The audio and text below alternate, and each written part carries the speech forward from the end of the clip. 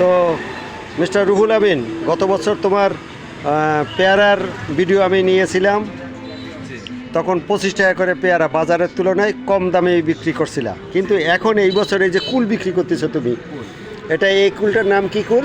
Apple কুল। Apple কুল। এখন KG কত করে এই আপেল কুলের? আপেল কুল মাত্র 50 টাকা বেশি। 50 টাকা। ওইটা একটু দেখছি বড় সাইজ, ওটা বল বল কুল, বল সুন্দর। ওটা কত করে? ওটাও 50 টাকা বেশি।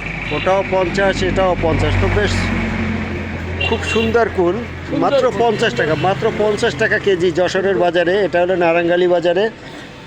এই ছেলেটা লেখাপড়া করে, লেখাপড়ার অবসর সময়ে সিজনাল ব্যবসা করে, এই তো? তুমি কি পড়াশোনা করো? আমি এবার 10-এ উঠেছি। হ্যাঁ, 9 থেকে 10-এ উঠেছো। তুমি পড়াশোনা করো, পড়াশোনার অবসর সময়ে তুমি এই বিকেলবেলা এই কুল, পেয়ারা, মানে সিজনাল যে ফলগুলো থাকে সাধারণত। তো ঠিক আছে রুহুল আমিন, তুমি ভালো থাকো, আবার দেখা হবে ইনশাল্লাহ। আল্লাহ হাফেজ।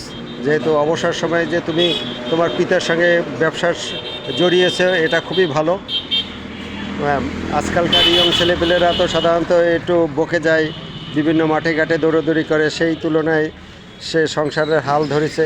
মাশাল্লাহ, খুবই ভালো। নারাঙ্গালি বাজার থেকে জালাল আহমেদ। অসংখ্য অসংখ্য ধন্যবাদ রুহুল আমিন তোমাকে।